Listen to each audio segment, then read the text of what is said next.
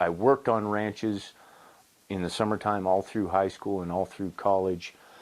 So the day-to-day workings of a ranch I had a good understanding of, but the strategic decisions, what kind of cattle to run, how many to run, I didn't have a good feel for those kind of decisions when I landed here in 1996. So I made some mistakes in the first 3 or 4 years of operation, primarily being overstocked, that I don't think most generational ranchers make. And ultimately, the way I learned to make those decisions was by watching my neighbors. In ranching communities with smaller family type ranches, typically what happens is in the spring and in the fall, ranchers trade labor. They call it neighboring.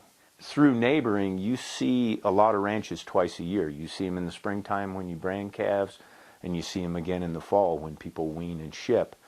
Those guys who were successful always had fat cattle. They always had a lot of residual grass. Ultimately, a rancher is an ecosystem manager, and ecosystems have that complexity where you may think you know cause-effect relationships, but you do the same thing in the same way in the same place one year, and the results you say, oh, that was great, and the next year you do the same thing and it's a disaster. Those first few years I was overstocked out of sort of arrogance, trying to force this piece of land to do something. So one of the key steps there is being humbled by the land, realizing that the land is going to do what it's going to do, and I'm going to work within those boundaries. You learn what to monitor, what to look for. You learn how to read a pasture. Is it ready to graze again? Have the grasses recovered? And so ultimately, the best teacher is the land and your own mistakes. First, a rancher has to realize that his path to economic health is through ecological health. So he has to want to improve his ecosystem.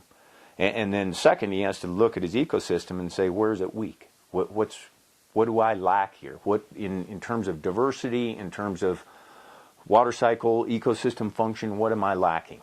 But in order to be successful, grazing has to be tied to ecological processes, and even more than that, it has to be a manager asking himself, how can I intervene in that process? And for me, it was about recruitment of cool season plants. That was the weakness that I saw in our ecosystem, and I realized those plants respond to grazing differently than the short warm season grama grass and buffalo grass. So if I want to favor those plants, I need to do certain things, and what it amounted to was giving them a full growing season between graze periods, so long deferral. But you may talk to another guy whose his goal was something else, and he found an entirely different path towards it. To recognize the ecological health, you have to get out and walk around, and but it's there. The land is changing, but it's in subtle. It doesn't hit you in the face.